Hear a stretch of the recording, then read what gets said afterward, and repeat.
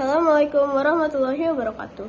Kami dari kelompok 6 kelas 8G akan mempresentasikan materi seni budaya memainkan alat musik tradisional. Presentasi kali ini akan dibawakan oleh anggota kelompok 6, yaitu Dana Diaksa Ambarain, Esa Yudia, Michael Sasmito, Wijaya Omatan, Naila Marsha Anjani, dan Syakila Audita. Nah, beberapa pembahasan materi yang akan kita bahas antara lain: 1. Pengertian alat musik tradisional. 2. Fungsi alat musik tradisional. 3. Jenis-jenis alat musik tradisional. Dan yang keempat adalah teknik memainkan alat musik tradisional. Selain daripada keempat pembahasan tersebut, kita juga akan memberikan contoh apa saja sih contoh alat musik yang berasal dari beberapa pulau di Indonesia. Mari kita simak bersama-sama. Pengertian alat musik tradisional.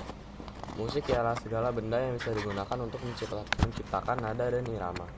Tentunya, agar nada dan irama terdengar indah, maka alat musik dibuat dengan pengaturan-pengaturan tertentu.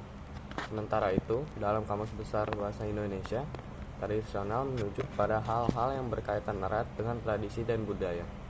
Sehingga yang dimaksud dengan alat musik tradisional merupakan jenis alat musik yang merupakan objek tradisi yang telah ada sejak periode leluhur dan masih eksis hingga saat ini sebagai warisan budaya. Keberadaan alat musik tradisional selalu identik dengan kelompok, suku, atau kebudayaan masyarakat tertentu. Seperti pada masyarakat suku Sunda yang memiliki beragam alat musik tradisional, salah satunya yang masih eksis hingga saat ini adalah angklung. Atau masyarakat dari suku Minahasa di Sulawesi Utara yang masih menjaga eksistensi kolintang sebagai warisan budaya leluhur mereka. Assalamualaikum warahmatullahi wabarakatuh. Nama saya Naila Marsha Anjani dari kelas 8G. Hari ini saya akan menjelaskan fungsi alat musik tradisional. Yang pertama, sarana komunikasi. Pada masyarakat tradisional Indonesia, beberapa alat musik dimainkan sebagai media untuk berkomunikasi secara massal. Bunyi yang dihasilkan dari alat musik memberikan pertanda khusus yang oleh masyarakat pendengarnya dapat dipahami sebagai sebuah pesan atau isyarat tertentu. Yang kedua, sarana pertunjukan dan hiburan.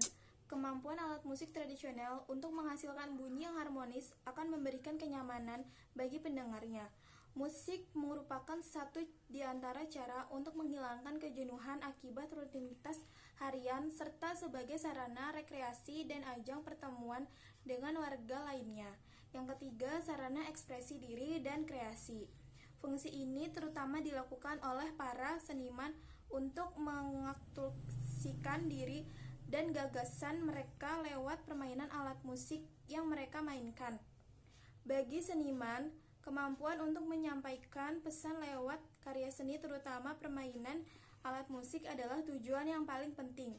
Yang keempat, sarana pengiring pertunjukan. Ini adalah fungsi paling umum dari alat musik tradisional. Umumnya, tari-tari tradisional atau seni pertunjukan peran yang ada di Indonesia pasti memiliki pengiring musik yang tentunya menggunakan instrumen alat musik tradisional. Yang kelima, sarana upacara adat dan budaya. Dalam konteks budaya masyarakat tertentu, bunyi-bunyian yang dihasilkan dari alat musik diyakini mampu memberikan energi khusus yang sifatnya imaterial dan mistis. Karena itu, alat musik juga sering kali difungsikan sebagai pelengkap dalam rangkaian ritual kebudayaan. Yang keenam, sarana ekonomi. Menjadi penggiat alat musik tradisional bukan hanya dipandang sebagai aksi heroik untuk melestarikan kebudayaan, melainkan sekaligus menjadi ladang mata pencarian lewat pentas-pentas seni. Terima kasih. Jenis alat musik berdasarkan sumber bunyi. Indifon, sumber suara dari alat musik jenis ini dihasilkan dari bagian badan atau bagian utama dari alat musik. Aerofon, sumber suara dari alat musik jenis ini dihasilkan dari getaran udara yang ditutupkan ke dalam bagian tabung alat musik dan mainkannya dengan cara tutup. Membranofon, sumber suara dari alat musik jenis ini dihasilkan dari bagian selaput yang menjadi bagian pentingnya dan biasanya terbuat dari kulit hewan.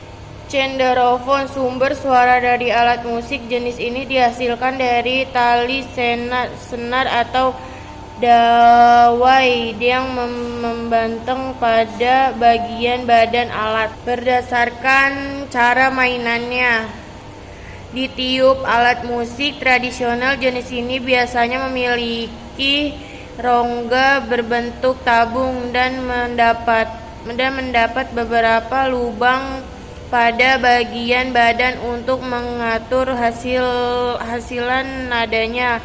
Digesek. Alat musik tradisional jenis ini biasanya memiliki dawal dan bagian atasnya terdapat semacam tuner pada gitar untuk mengatur nada yang dihasilkan ditiup. Mainkannya dengan cara menabuh pada bagian badan alat atau bagian selaput kulit hewan jika jenisnya membrandofon. Dipetik. Alat musik tradisional jenis ini biasanya memiliki dawal pada bagian badannya dan dimainkan dengan cara memetik di awal-awal tersebut. Memainkan alat musik tradisional. Yang pertama dalam bentuk bilah, itu merupakan bentuk umum alat musik yang berbahan dasar bambu, tetapi dalam perkembangannya bentuk tersebut dapat digantikan dengan bahan kayu atau logam. Contohnya, instrumen ini adalah angklung, calung, kentongan atau kulkul, suling atau saluang. Cara memainkannya ada yang dipukul, digoyang, atau ditiup.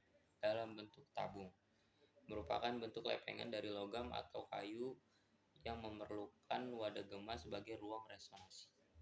Yang ketiga dalam bentuk pencot, merupakan lingkaran yang bawahnya berlubang atau berongga dengan bagian atasnya terdapat tonjolan di tengah. Pada umumnya alat musik ini berbahan dasar logam atau kuningan yang dimainkan dengan cara dipukul. 5 contoh alat musik tradisional Indonesia. Yang pertama ada gambang kromong dari Betawi di Pulau Jawa. Yang kedua ada surunai dari Minangkabau di Sumatera Barat. Yang ketiga ada sape Dayak Pulau Kalimantan. Yang keempat ada anabacing Bugis Pulau Sulawesi. Yang kelima ada tifa dari Maluku dan Papua. Nah, bagaimana? Sangat menarik kan? Indonesia merupakan negara yang kaya akan keragaman budayanya. Kita harus tetap melestarikan dan mengembangkan keragaman budaya di Indonesia. Sekian presentasi dari kami, kurang lebihnya mohon maaf. Wassalamualaikum warahmatullahi wabarakatuh.